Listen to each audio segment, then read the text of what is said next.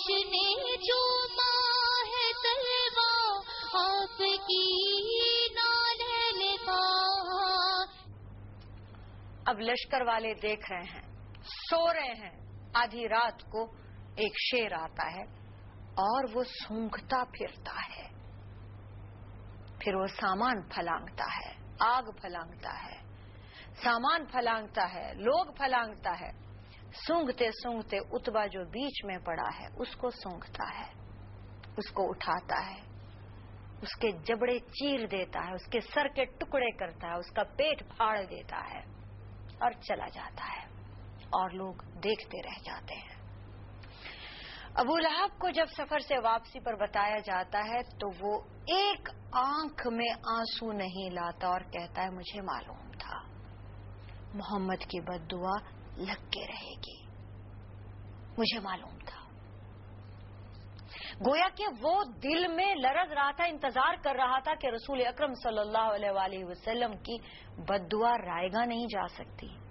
آپ کی ہر دعا، بد دعا بھی دعا کے ذیل میں ہی آتی ہے نا، آپ کی ہر دعا قبول ہو کر رہتی ہے. اسی طرح سے جنگ احد میں ایک گستاخ نے آپ صلی اللہ علیہ وآلہ وسلم پر تیر مارا، جس کی وجہ سے دندان مبارک بھی شہید ہوئے. تیر اچھالتا ہے، مارتا ہے اور کہتا کیا ہے، یہ ابن قمیح کا تیر ہے، یاد رکھنا. یہ تیر تمہیں کس نے مارا ہے، یاد رکھنا، بھولنا نہیں. آپ صلی اللہ علیہ وآلہ وسلم جواب میں فرماتے ہیں اللہ تجھے ذلیل و رسوا کرے، تو نے اللہ کے رسول کو زخمی کیا ہے، اللہ تجھے ذلیل کرے، رسوا کرے. واپسی پر اسے پہاڑی بکرے گھیر لیتے ہیں، سینگیں مار مار کے اس کو پھاڑ کر رکھ دیتے ہیں، مکہ پہنچنے نہیں پاتا. عزیزان گرامی، یہ رسول اکرم صلی اللہ علیہ وآلہ وسلم کی دعائیں، آپ صلی اللہ علیہ وآلہ وسلم کی بد دعائیں، کوئی ایک دعا ایسی نہیں ہے. ہم تو سب کا احاطہ ایک ساتھ نہیں یہاں پر کر سکتے، بہت تھوڑا سا وقت ہے اور بہت زیادہ ٹاپکس ہیں. چاہتے ہیں کہ تھوڑا تھوڑا ہر ایک کو ہائی لائٹ کر دیں. اسی طرح سے رسول اکرم صلی اللہ علیہ وآلہ وسلم نے اہل نجد کو جب انہوں نے دھوکہ دیا، بد دعا کی. اسی طرح سے جس نے کبھی آپ کو دھوکہ دیا اس کے لیے آپ نے بد دعا کی، اور جو بھی کی فوراً قبول ہو گئی. رسول اکرم صلی اللہ علیہ وآلہ وسلم کی بات چیت عالم نباتات میں بھی تھی، پودوں کے ساتھ بھی تھی. انسان اور جنات صرف رسول اکرم صلی اللہ علیہ وآلہ وسلم کی شان سے غفلت برت سکتے ہیں، نباتات اور جمادات بھی ان کی شان کو پہچانتے ہیں. رسول اکرم صلی اللہ علیہ وآلہ وسلم نے یہ بات فرمائی، مجھے پتھر بھی، پودے بھی، جانور بھی، اس روئے زمین، پوری کائنات کی ایک انسان اور جنات کے سوا ہر چیز پہچانتی ہے کہ میں خدا کا رسول ہوں علیہ الصلوۃ والسلام. ایک بیری کا درخت تھا، آپ صلی اللہ علیہ وآلہ وسلم نے ایک مرتبہ اس کی طرف اشارہ کرتے ہوئے فرمایا کہ میری شہادت کا گواہ یہ ہے. اعرابی آئے، ایک قوم آئی، آپ نے انہیں ایمان کی دعوت دی تو کہنے لگے کوئی گواہ ہے آپ کا؟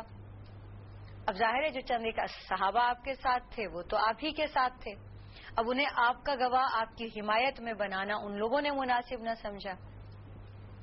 تو دور ایک بیری کا درخت تھا، آپ نے فرمایا یہ ہے. اب وہ حیرت سے دیکھنے لگے کہ درخت آپ کا گواہ ہے، کیسے؟ آپ نے اشارہ فرمایا. درخت جڑوں سمیت زمین پھاڑتا ہوا چلا آیا اور آ کر اس نے السلام علیکہ یا رسول اللہ کہا. آپ نے فرمایا کہ کیوں بھائی گواہی دیتے ہو کہ میں اللہ کا رسول ہوں؟ اس نے کہا میں گواہی دیتا ہوں محمد اللہ کے رسول ہیں. اور یہ بات اس نے 3 بار کہی تو وہ لوگ کانپ گئے، کہنے لگے اچھا تو پھر اب آپ اس کو واپس بھیجیے. آپ صلی اللہ علیہ وآلہ وسلم نے اسے حکم دیا کہ واپس چلے جاؤ، اور وہ اپنی جگہ پر واپس چلا گیا. اور ایسے کئی ایک واقعات آپ صلی اللہ علیہ وآلہ وسلم کے ساتھ ہوئے کہ آپ نے درختوں سے، پودوں سے گفتگو کی. جیسے ایک مرتبہ ایک پودے نے آپ صلی اللہ علیہ وآلہ وسلم سے بات کی. ایک پودا تھا، کھجور کا تنا تھا. آپ صلی اللہ علیہ وآلہ وسلم اس پر ہاتھ رکھ کے اس کا سہارا لے لیتے تھے اور خطبہ ادا فرماتے تھے. ایک مرتبہ جب لوگ زیادہ ہو گئے تو ایک خاتون کھڑی ہوئی کہنے لگی یا رسول اللہ، میرا بیٹا بڑھائی ہے، کام جانتا ہے، اگر آپ کا ممبر تعمیر کر دے آپ کو کوئی اعتراض تو نہیں؟ آپ نے فرمایا نہیں. ممبر تعمیر ہو گیا، آپ اس پر جا کر بیٹھ گئے تو درخت کا، کھجور کا وہ تنا رونے لگا اور لوگوں نے اسے روتے ہوئے سنا.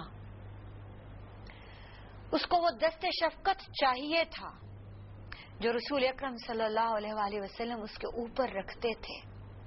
اس کو روتے مسجد نبوی کے ہر نمازی نے دیکھا اور سنا. آپ صلی اللہ علیہ وآلہ وسلم ممبر سے نیچے اترے. آپ نے اس پر ہاتھ رکھ دیا اور فرمایا کہ اگر میں اس پر آج ہاتھ نہ رکھتا تو یہ قیامت تک یوں ہی روتا رہتا. پھر آپ نے اس تنے سے بات فرمائی، پوچھا بولو تمہیں کسی باغ میں لگوا دیں جہاں تم سیراب ہو جاؤ؟ وہ خاموش ہو گیا. پھر آپ صلی اللہ علیہ وسلم کان مبارک لگاتے تھے اس کے قریب.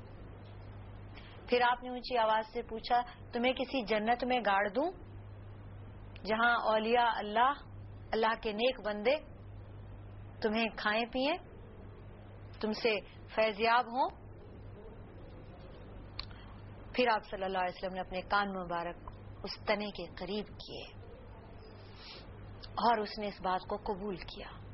آپ صلی اللہ علیہ وآلہ وسلم نے فرمایا کہ اس بے جان تنے نے دارالفنا کو چھوڑ کر دارالبقا اختیار کر لیا، اسے جنت میں گاڑ دیا گیا.